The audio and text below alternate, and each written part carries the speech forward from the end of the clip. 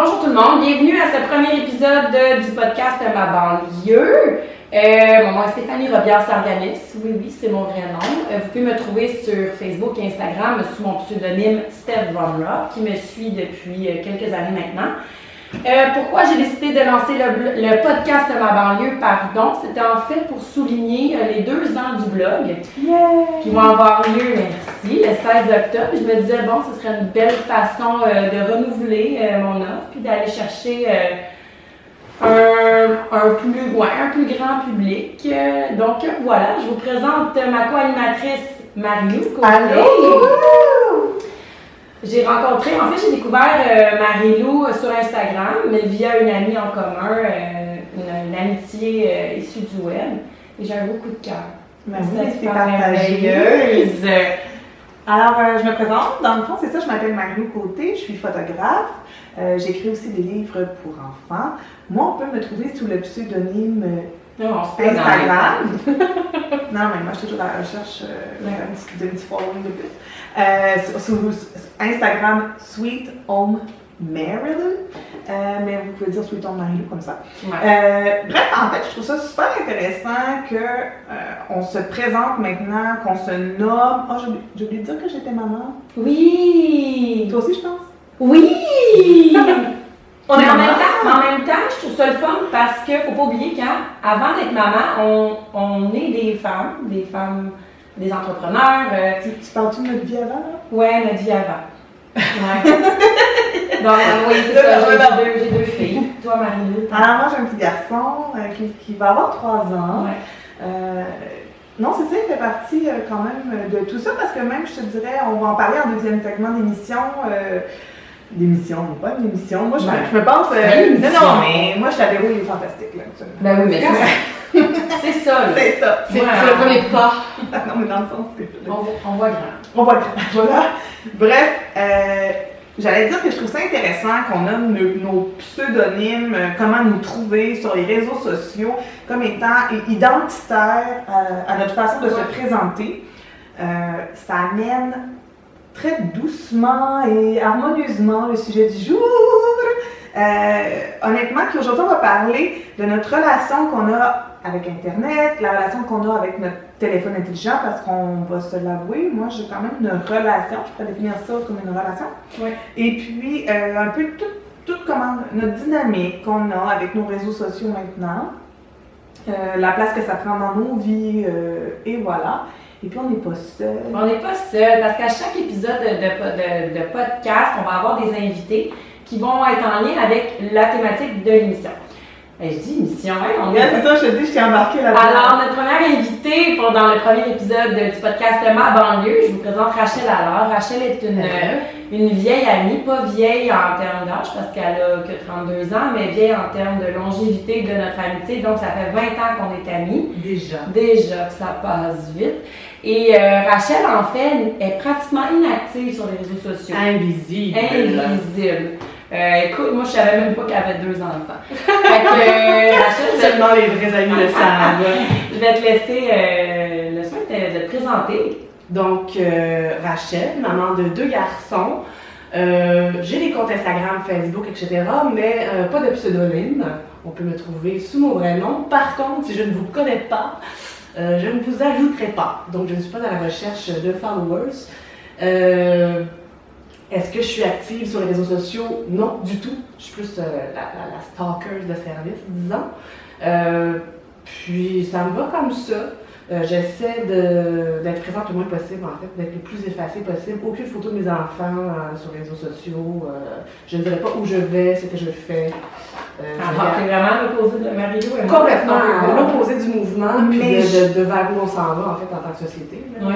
Je me questionne, oui, son téléphone, d'ailleurs, parce que nous, nos téléphones sont à côté de nous, hein, au cas où toujours prêt, qu'il se passe quelque chose. Je veux dire, alors oui, ton téléphone, Rachel? perdu dans mon sac à main, fermé. Et quand je suis allée pour le fermer avant d'entrer en onde, en fait, je savais pas du tout, il aurait pu être dans la voiture, dans les poches du manteau. Je peux le perdre comme ça pendant plusieurs heures, même voire des fois une journée au complet. Comme ça me rend bien anxieuse, là, ce que tu me dis. C'est comme l'idée de perdre son téléphone. Là, je me dis, oh mon Dieu. Non, le perdre pour les photos qui sont à l'intérieur, les informations personnelles, etc. Oui, autant que ça me ferait peur de perdre mes cartes de crédit parce qu'on sait pas ce qui peut arriver avec. Mais bon, c'est peut-être frustrant pour les gens qui essaient de me rejoindre. Ouais, comme toi, comme mon conjoint. Bon. Mais tu vis bien avec ça. Oui, très bien. Je trouve que ça me rend un peu plus zen. Là. Mais j'aime ça parce que, dans le fond, Marie-Lou, ce matin, tu as fait une belle découverte sur ton téléphone. Oui. Tu nous en as parlé brièvement. Puis moi, je suis dans le déni. Moi, ça, je veux pas le savoir. Bon. Alors, ce matin, je suis allée visiter mes statistiques sur la plateforme Instagram. Alors, déjà, je pense que quelqu'un qui va consulter ses statistiques. Je savais même pas que ça existait. Non, mais c'est pour ça que je le dis d'emblée. Moi, je sais que je veux pas le savoir. C'est ça le problème. Juste comme de m'assumer que je regarde les statistiques. Bon, j'avoue par contre que je ne suis pas obsédée. Là, je les regarde peut-être une fois par mois. Des fois, je vais aller regarder ça, évaluer ça. Bon. Mais là, une statistique sur un icône que j'ai pesé, que je regrette amèrement, qui me disait que je passe en moyenne 1h42 par jour sur Instagram. Alors, c'est une seule plateforme. Non, ça c'est une seule plateforme, c'est ça, là on parle. Là, je suis pas allée, Facebook, j'ai pas un compte professionnel, je suis pas allée voir, là. Bon, mais ça c'est sans compter Facebook, Messenger, je sais pas si t'as Twitter, courriel, etc., etc. Oui, puis ça c'est sans compter aussi des textos ordinaires. Ouais. Je pensais comme on parlait de relations avec le téléphone intelligent et tout. Alors je me dis 1h42, je veux dire, c'est 1h42 que j'aurais pu prendre pour m'entraîner et perdre 10 livres. Là. Non, mais je veux dire, faire autre chose. Je veux dire, ou passer du temps avec ceux que j'aime, développer un projet. Je veux dire. Mais en même temps, nous deux, on s'en sort quand même à des fins professionnelles.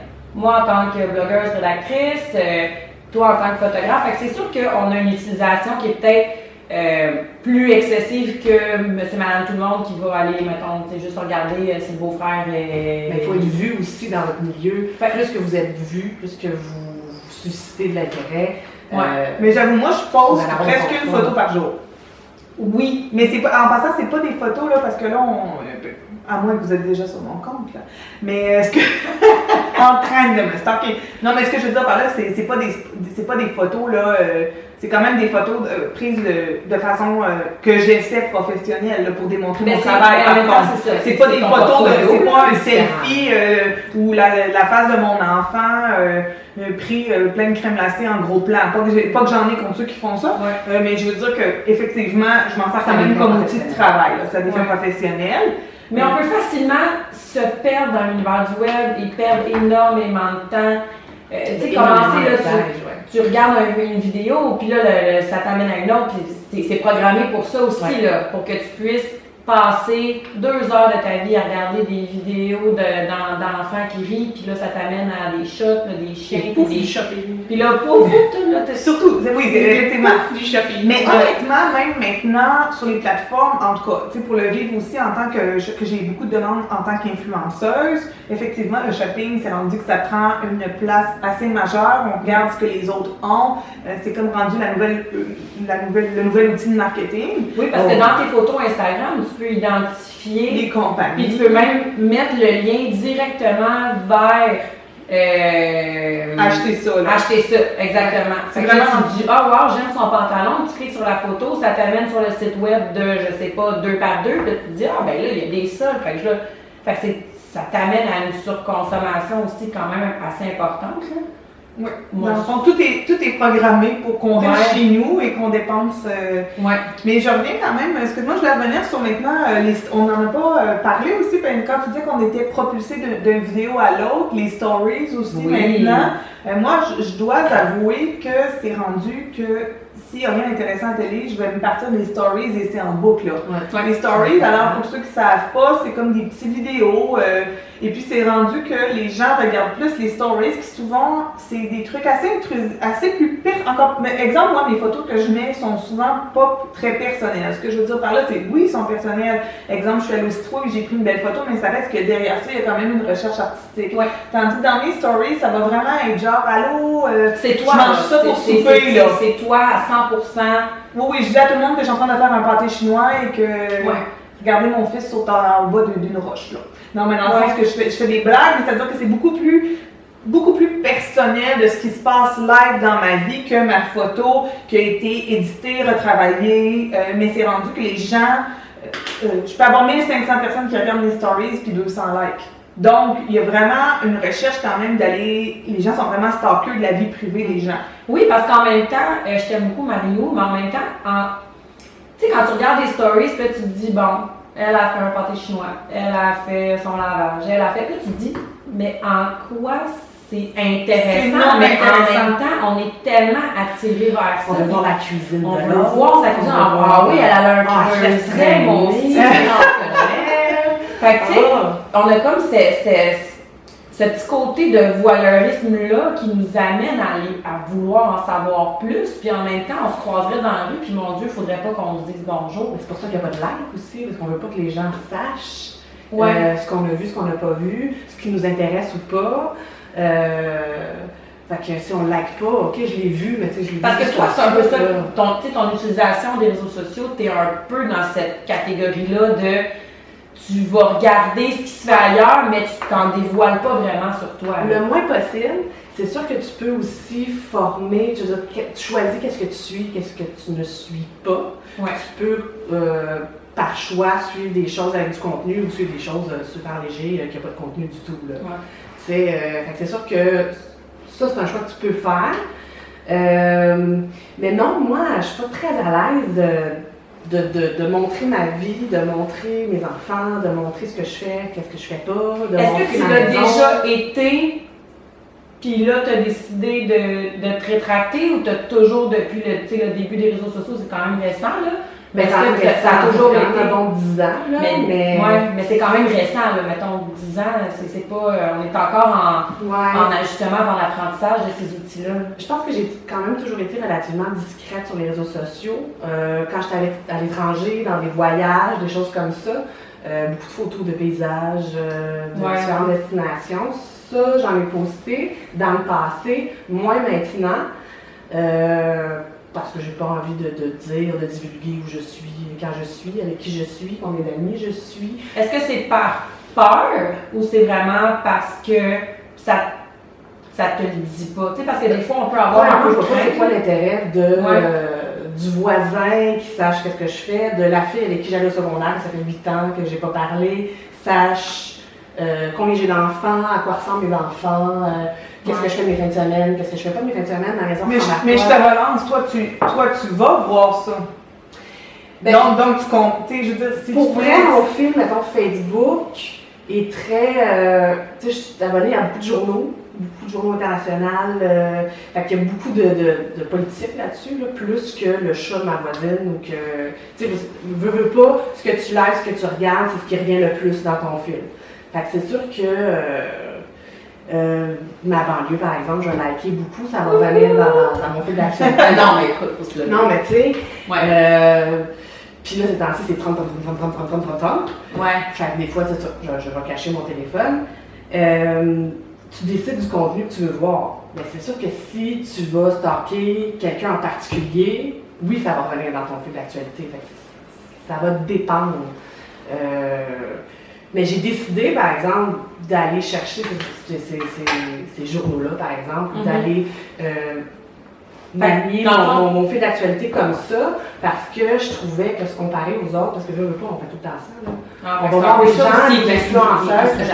Ouais, tu sais, tu te sens-tu mieux quand tu as vu ces influenceurs-là, ces gens-là avec qui tu allais à l'école, peu importe, ou tu fais comme, ah, mais là, moi, j'ai pas ça, ah, mais là, moi, je peux aller là, ah, mais là, c'est plat, ah, elle donne bien beaucoup d'amis. Fait que c'est un peu, il y a une part aussi d'insécurité qui te dit, ben regarde, moi, tant qu'à me sentir comme ça, j'aime aussi bien choisir un contenu qui est plus point de vue culturel, qu'on jase de société, plus que d'aller voir, mettons, des profils lifestyle qui vont te rendre un peu anxieuse ou tu sais, pas à la hauteur. Fait que c'est un peu, il y a comme une part d'insécurité. D'intérêt. Ouais. Moi, j'essaie dans la vie peut-être plus d'être au lieu de paraître ou d'être plus heureuse, parce que ça me rend vraiment plus heureuse de savoir qu'il y a quelqu'un à qui j'ai pas laissé la parole depuis 5 ans.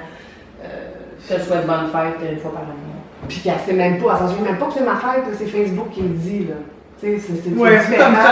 Mais tu sais, moi, tranche de vie par rapport à Instagram, moi, est-ce que je suis très active, puis tu sais, mes photos sont souvent un peu, je dirais, bobby, j'ai l'air de cuisiner un gâteau, carottes qui lèvent, puis parce que je fais des photos lifestyle et tout. Et moi, je me suis séparée il y a presque 1 an maintenant, puis ça m'a quand même pris du temps, étant donné que j'étais aussi voyez-vous, les réseaux sociaux m'ont comme... j'ai eu une réflexion par rapport à ça. C'est-à-dire que, tu sais, bon, j'avais montré des photos de ma famille, de mon enfant, de nous aux pommes, souriants, projet oui, il y a une partie de moi que quand on me connaît personnellement, on sait que je suis zéro parfaite, mais on sait que je suis une fille qui aime beaucoup l'esthétisme. Tu sais, je porte beaucoup attention à ça. J'aime la décoration, j'aime les belles choses. Donc, je me sens pas imposteur du tout par rapport à faire des photos où est-ce que mon enfant est bien habillé. Même s'il n'est pas en photo, il est quand même bien. Tu sais, dans le sens que, bon, c'est un intérêt pour moi personnel, l'esthétisme comme ça. Par contre, quand je me suis séparée, il y a eu un fait intéressant. Tu sais, on parlait de... On veut pas se... ça m'a pris quand même pas loin de 6 mois avant de le dire. Puis à un moment donné, je l'ai écrit dans le texte qu'on peut écrire sur notre photo que je m'étais séparée, mais je ne l'ai pas écrit comme un livre ouvert, je l'ai écrit comme un fait, c'est-à-dire que je n'ai pas écrit pour faire une confession, mais je ressentais le besoin, par rapport à tous ceux qui me suivent, à un moment donné, de mettre la table sur qu'est-ce qui se passait dans ma vie. Et puis, j'ai eu au moins 7 messages de filles après qui me disaient qu'ils pensaient à se séparer, parce que moi, c'est principalement des mamans qui me suivent, et qui pensaient à se séparer. J'ai quand même ressenti que j'avais ouvert une porte à une discussion de savoir est-ce que tu t'en sors, comment ça se passe, parce que se séparer quand on a des enfants aussi, c'est pas le même genre de décision. Fait que j'ai quand même ressenti que Puis je pense que ça l'a apporté aussi, j'ai pas regretté après de l'avoir fait, je trouve que ça l'a amené une espèce de, oui mon gâteau aux carottes il est réussi, mais on se sépare quand même, quand j'ai quand même une vie réelle, dans le tangible, qui se passe comme ça. Fait que c'est ça. Il y a quand même eu un partage au niveau de ça. J'ai quand même ressenti que l'influence n'était pas juste au niveau de regarder les belles affaires. C'est quand même réel. Oui, j'ai quand même. Puis, tu sais, je me suis quand même formée via les réseaux sociaux. On s'est connus comme ça. J'ai quand même eu les dernières années que je suis allée à son mariage, via les réseaux sociaux comme ça. Tu sais, il y a quand même des vraies relations, des fois peut-être qui n'existent pas, qui n'existeraient pas. Tu sais, dans le fond, c'est quoi les chances que nous, qu'on se rencontrerait là-dedans? Puis je pense qu'au niveau de la maternité, en tout cas, c'est drôle parce que vu que je disais c'est des mamans qui me suivent principalement, je pense que la maternité est une phase de la vie où est-ce que on n'est plus seul dans le congé de maternité, on se ramasse seul avec le bébé dans une nouvelle réalité, même ceux des fois qui sont enceintes, qui sont en congé préventif, puis des fois, il y en a beaucoup que c'est là qui deviennent, on va dire, pas si mal indépendants, mais qui découvrent dans le fond ça, que des fois qui vont chercher des ressources, des questionnements sur, y a-t-il d'autres mamans qui vivent ces difficultés-là, qui commencent à aller sur des forums, des fois c'est bon, c'est pas bon, là, on va se le dire, là. Internet c'est pas un docteur, mais je parle, non, mais c'est vrai, mais non, mais est-ce qu'on enfant déroule les marches, puis que son bras il est à l'envers, va pas demander, tu sais, parce que ça aussi, là, dans les blogs de maman, il y en a énormément, puis tu sais, souvent c'est ça, c'est mon enfant, il vomit vert, qu'est-ce que je devrais faire? Mais Christy va à l'hôpital. Oui, c'est ça. Prends pas le temps d'écrire sur Facebook sur le gros santé à place. Mais je comprends parce que je l'ai fait à plusieurs reprises. Puis quand j'ai accouché, j'étais super anxieuse. Puis j'allais lire des affaires. Puis tu te dis, mon Dieu, pourquoi je viens de lire ça? Je dormirais pas pendant 8 ans. Mais en même temps, il y a quelque chose de très solidaire envers ces autres mamans-là qui vivent des étapes très éprouvantes. Puis que des fois, tu peux te retrouver. Puis tu peux vraiment échanger avec elles. Puis dire, OK, ben finalement. Tu sais, je me sens un peu mieux dans ce moment de solitude à 2h du matin pendant que tu essaies d'allaiter puis qu'il n'y a rien qui marche, tu sais. Fait que, tu sais, il faut vraiment, c'est ça. Il y a comme un envers de la médaille Oui, il y a les deux côtés. Tu peux avoir beaucoup de soutien, puis tu peux avoir beaucoup de négatifs aussi. Là. Mais c'est facile, les un trolls, peu, comme tu points, c'est ça, il y en a en tabarouette. Oui, ça Mais c'est vient facile de tomber dans la comparaison aussi. Oui, mais ça, je pense C'est que c'est en facile. nous. C'est juste que là, on a accès à un plus gros réseau pour se comparer, là, en fait. Là. Mais je pense qu'il y a une partie de la comparaison, en tout cas, pour ma part, je pense qu'il y a une partie de la comparaison que c'est de la personnalité aussi, de base, de quelqu'un, même avant que les réseaux sociaux existent. Et il y en a qui veulent toujours plus avoir ce qu'il y a chez le voisin que d'autres dans leur personnalité. Des aussi qui veulent montrer, qui ont Exactement. besoin de c'est ça. Mais je pense que la maternité, c'est une grosse entrée vers, en tout cas pour certaines femmes, dans les réseaux sociaux. Beaucoup plus de temps. Ben, honnêtement, moi, Margot, elle va avoir 5 ans dans 2 semaines et je me sens plus épanouie que jamais. Pas nécessairement dans ma maternité, mais dans tout ce que ça l'a amené comme changement dans ma vie. C'est là que j'ai commencé à écrire, il y a 5 ans. J'ai commencé à écrire pour divers blogs, j'ai lancé mon blog à moi, j'ai fait des capsules, j'ai monté des événements. Fait que pour moi, c'est vraiment là que je me suis dit, bon, ben là, maintenant, j'ai des enfants qui me regardent comme modèle. Quel modèle j'ai envie d'être pour elles? Tu es obligée de prendre position, tu es Donc, obligée de prendre des décisions quand tu es maman. Puis là, je me suis dit, ben moi, j'ai envie d'être heureuse à 100%. J'ai envie de me surpasser puis de leur donner un modèle positif de femme. Donc, j'essaie de m'entourer de ces autres femmes-là. Puis que, tu sais, à 30 ans, là, c'est pas évident de se faire de nouvelles amies. C'est pas évident là, d'aller à l'épicerie et de dire, toi, t'as de l'air funny, fun, j'ai envie d'être ton amie. Ça marche pas de même. Fait que, où est-ce que tu vas? Avec les enfants, je trouve qu'il y a un cercle d'amis qui change aussi. Oui, des fois. Absolument. Alors, des fois, peut-être c'est ça. Là. Moi, je sais qu'il y a une petite rotation qui s'est faite. Mais il y a comme une espèce Il y en a qui restent, il y en a qui bombent. Fait que c'est intéressant. Les centres d'intérêt changent. Là. Les centres d'intérêt, nos façons d'élever nos enfants, des fois, tu sais, ça peut être. Ça peut être problématique, ouais, ça peut amener certains conflits de valeurs. Il y en a qui ont des enfants, il y en a qui n'en ont pas. Ça aussi, ça fait un petit clash. Fait que sur le web, dans les différentes plateformes, ben, j'ai quand même fait des belles découvertes, des amitiés qui vont probablement durer longtemps aussi, de par nos intérêts communs. Parce qu'il y a des amis qui datent du secondaire, puis que tu te dis, OK, 15 ans plus tard, oui, on a fait notre secondaire ensemble, mais si on n'a plus de points en commun ensemble, pourquoi que je traîne encore? Fait que, tu sais, moi, je pense que... Pourquoi t'es encore dans tes amis Facebook aussi, tu sais? Ouais, mais ça, je me sens un peu Moi aussi! Je me sens tout le temps que ça. Au pire, tu sais, j'ai en bon anglais, j'ai unfollow, fait que comme ça, il n'y a pas personne qui est blessé. Ouais. Mais je sais pas si les gens sentent. Tu sais, moi, j'imagine qu'il y a des gens qui me délitent à tous les jours, que je m'en rends même pas compte. Tu sais, dans le sens que, tu sais, bon. Mais moi aussi, je suis mal de déliter. Je vois ça comme une grosse action. Oui! Contre la personne. Contre j'appelle ça. Non. Mais dans le temps des élections, c'était plus facile. Mais ça, j'en ferais pas. Non, mais par exemple, tu sais, même quand on se sépare, de déliter l'autre, ça devient comme maintenant une nouvelle, une cassure officielle quand t'es plus avec. Oui. Ben, tout ça, c'est comme si c'est pas sur le web, ce n'est pas vrai. Ouais. Moi, la relation avec mon chum, ça fait 10 ans que je savais. Puis au début, là, moi, j'étais pressée de me mettre in a relationship. Puis lui, il était pas si pressé que ça. Puis écoute, j'y avais pété une pas pire coche au début. Je m'étais mise dans It's Complicated, juste pour le gosser. Parce que pour moi, je voulais montrer au monde que j'étais en relation. Comme si j'avais quelque chose à prouver, mais c'est encore un peu comme ça, tu sais. On veut un peu étaler sur la place publique. Mais prouver à qui? Prouver pourquoi? Prouver à ma concurrente? Ben moi, aux gens qui t'ont déjà rencontré dans la vie, puis que leur montrer que maintenant tu réussis. Là. Mais ça part de faut pas rentrer dans le feu, là, mais ma psy, elle m'aide beaucoup là-dedans. Là. Mais tu sais, ça part de justement... Je réussis pas. Pour pas rentrer dans le feu. Mais non, mais tu sais, ça part souvent, tu sais, dans l'enfance, quand, tu sais, moi, j'ai toujours été une outcast. J'ai jamais fité... Moi, je suis bien bilingue. J'ai jamais fité vraiment nulle part. J'ai toujours dit, j'ai jamais fait partie du groupe des cools. Fait qu'en vieillissant, c'est comme si, en ayant l'approbation des autres, en ayant des... Tu sais, on vit un peu aussi pour les mentions j'aime sur nos publications. Tu sais, si sont partagées, sont aimées, tu te dis, OK, je vaux quelque chose. Fait que c'est sûr qu'il y a quelque chose d'un peu... C'est là le OK, je vaux quelque chose. Oui. C'est ça que moi, j'aime. T'adhères pas à ça. Non, je vaux, je mérite d'être aimée, peu importe si c'est en ligne ou pas. Tu sais, j'ai pas besoin d'un like pour me dire je suis une personne de qualité qui mérite d'être connue.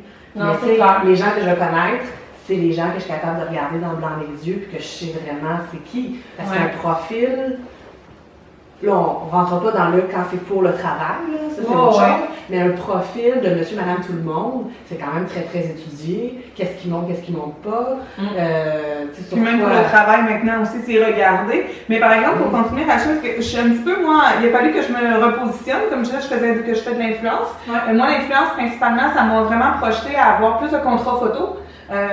Par la suite, qui est vraiment ma passion, la photo, qui n'est pas nécessairement à faire de l'influence. Je choisis aussi qu'est-ce que en fait, c'est que tu influences via tes photos. J'influence via mes photos, voilà. Mais par contre, il a quand même fallu à un moment donné que je m'arrête, puis que quand il y a des publications qui ne fonctionnent pas, de me dire, ça se peut que tu l'aies juste pas posté à une bonne heure, tu es une bonne photographe. Oui, parce que ta photo est belle. Toi, là, t'es une bonne personne authentique, ton enfant est en santé. Non, mais j'ai l'air intense, mais des fois, ça vient nous chercher dans cette reconnaissance-là. Puis surtout, comme moi, mettons, je vis dans une maison de campagne, seule avec mon garçon, des fois, la reconnaissance que j'avais, c'était ça. Il a fallu que je m'arrête. Puis j'avoue que maintenant, je m'en fous pas mal 95% du temps. J'ai pas besoin de personne qui me dise « je te trouve bonne ». Si t'aimes ça, si t'aimes pas ça, t'aimes pas ça. Que tu mettes un petit peu, puis des fois, même si c'est surprenant, il y a des gens qui sont pas des grands likers dans la vie, je vais le dire comme ça, qui vont me croiser et qui vont dire « Mon Dieu, tes photos sont tellement malades! » Je t'ai jamais vu, moi, je t'ai jamais vu liker ma photo. Dans le sens que, tu sais, c'est pour dire que le travail aussi, il est là quand même. Parce que moi, on se rappelle que j'essaie d'abord le traiter comme un outil de travail. C'est un petit peu à ça que je me suis ramenée. Je me suis dit, c'est un outil de travail, c'est pas un outil de gestion d'estime de soi. Fait que c'est un peu ça, justement. Puis en passant aussi, si personne ne le savait, là, ça s'achète des likes. Fait que, tu sais, pour dire qu'il y a des gens que pour montrer qu'ils sont populaires, ils peuvent aller s'acheter 300 likes. Puis là, on devient tous sous l'impression. Moi, je trouve tout le monde ça. Moi aussi, je trouve trop cheap. Moi, je magasine dans les friperies, fait que si je paye 2$ pour un chandail, je trouve ça cher. Fait que check-moi. Mais tout ça pour dire que l'image, au total, même dans langue, ça s'appelle de l'engagement. Fait que non seulement ta face peut être photoshopée, ta vie, j'avoue que je fais le ménage de la cuisine avant de prendre une photo. Mais non, mais parce que moi, je trouve que mon bordel n'est pas nécessairement digne d'être montré. C'est moins esthétique. Tout simplement, je l'ai dit que j'aime l'esthétique tantôt, c'est pas pour dire parce que je suis pas du tout speak and span, mais tout ça pour dire que ça s'achète des likes, alors même la reconnaissance est rendue que ça peut s'acheter. Fait que je veux dire par là que, tu sais, par rapport à l'estime, à notre façon de se percevoir, mais ça crée une cyberdépendance de dire elle a plus beaucoup de likes, comment ça? Tu sais, il y a effectivement une comparaison. Mais c'est juste important en fait d'avoir cette réflexion-là. Puis d'essayer de voir ça d'un œil un peu plus. Il faut se placer et ne pas se laisser dans la vague parce que ça peut être un tourbillon, cette vague-là. La déception de ben là, j'ai juste X nombre de likes. Oui, c'est trop dans notre journée, on n'a pas besoin de ça. Là. C'est ça, exactement. C'est pas une réflexion qu'on devrait se poser. Mais aujourd'hui, c'est comme ça.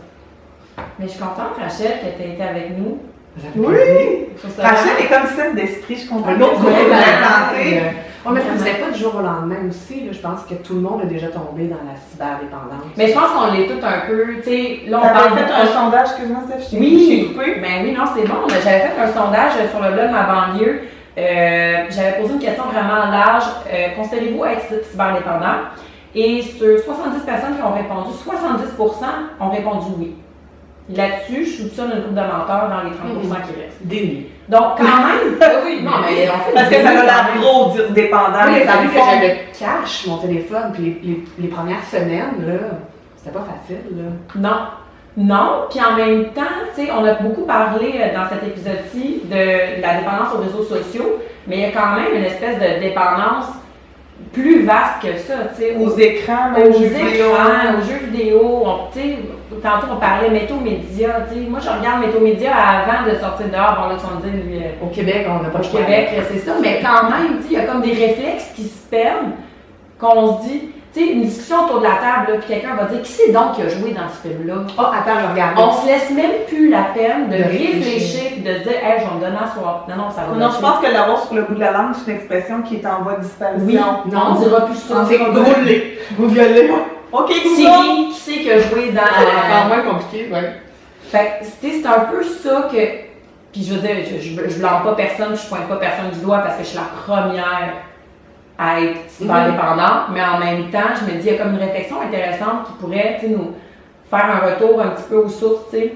Recommencer à parler au téléphone, recommencer à prendre le temps de prendre un café puis de se réunir. Sans téléphone. Sans téléphone, tu sais, faire des soirées, ok, on fait un souper. Entre telle heure et telle heure, pas de téléphone. Tu as le droit de prendre une photo de ta bouffe. Mais moi, je l'avoue, je ne prends plus mon téléphone à partir du moment où je vais chercher mon fils à la garderie, que je le couche. Ouais. Et mon prochain défi, mais là, je repousse toujours. Des fois, je me dis, OK, mais mon prochain défi pour 2019, ça serait de ne pas le prendre le dimanche. Au complet, toute la journée. Au complet. Mettons que j'aurais le droit quand mon fils est couché. Là. Ouais. Mais ça, c'est des choses qui se font petit peu par petit peu. Tu te rends compte à quel point ça fait du bien. J'aime ça, Rachel est comme une psychologue. Elle est comme comme tu t'es capable, petit peu par petit peu. J'ai enlevé mon Facebook de mon téléphone. Oui, c'est possible. Oh mon Dieu! Et, oui, mais ça se fait. Bon, la première journée, j'étais comme, bon, je suis peut-être allée un petit peu plus sur Instagram, là, mais ça se fait petit peu par petit peu. Tu enlèves des applications ou tu le ranges dans une boîte à l'entrée avec les clés. Tu laisses ce téléphone-là. Mais tu vois, tout ça part d'une dépendance. Oui, mais c'est une réflexion. C'est une réflexion. Parce qu'en même temps, quand tu es rendu à te dire faut que je le cache, faut que je le mette de côté pour être sûr, Oui, c'est un peu comme quelqu'un qui fait comme une cure de ben, c'est des cures qu'on fait, là, oui, des petites cures. Là. Comme ça. Et moi, j'ai passé 4 jours au chalet cet été. Là. Pas de réseau. La 4e journée, je mangeais les murs. T'étais anxieuse, hein? J'étais anxieuse, j'étais comme, qu'est-ce que j'ai-tu manqué quelque chose? Le réflexe, voyons, qu'est-ce que je fais dans le bois? Qu'est-ce que je regarde? Tu regardes tes enfants dans les yeux. Mais à un moment donné, pendant qu'ils font. C'est les Tu fais temps de la morts. Mais c'est vrai par contre que c'est quand même bien de s'arrêter, de poser une réflexion sur la place qu'on veut que les réseaux sociaux, notre téléphone aient dans notre vie, puis faire les ajustements en conséquence. Moi, je suis déjà au courant que je ne peux pas l'enlever, ça fait partie de mon travail, comme toi, mais quand même, je me suis arrêtée pour dire, ça serait plate là que on a le droit. C'est du temps qui revient pas. Fait que puis le temps que je regarde actuellement sur Internet, quand c'est pas pour du travail, c'est pas c'est ça. Mais même pour le travail, où on est rendu en société de toujours être rejoignable 24 heures sur 24. Ton patron ou un client t'envoie un courriel je pense que sans c'est arrêt. le thème du prochain podcast, notre épuisement mental. Épuisement mental. Mais ça n'arrête jamais. Non, ça n'arrête jamais. Si t'es pas disponible, que tu laisses ton téléphone dans une autre pièce, dans une boîte, tu peux la barrer, la boîte aussi les premières semaines, là, le temps que ça Peux-tu la dans le fleuve, la boîte? Non, là, on veut quand même garder les données, là. Mais ça se fait petit peu par petit peu, mais ça s'installe, mon frère. Ouais. Merci beaucoup, les filles, d'avoir été avec moi pour ce premier épisode qui a été un peu tumultueux à commencer. Hein, Seulement les branchements. Seulement les branchements. Mais pour le deuxième épisode, ça va être top notch. Donc, on se revoit le 24 octobre. Oui. Pour un épisode spécial Halloween. Avec Spooky Stories et Superstitions. Donc, on vous attend. Mais là, on a parlé de réseaux sociaux et tout ça, mais n'oubliez pas d'aller liker nos pages. Allez liker! Parce que c'est important. Si vous aimez le podcast, partagez-le. Il est disponible en audio, en vidéo. Partagez-le, écrivez-nous vos commentaires. On est vraiment super ouverts. Et on vous attend pour le prochain épisode. Merci Marie-Lou, merci Rachel. C'était un rendez-vous.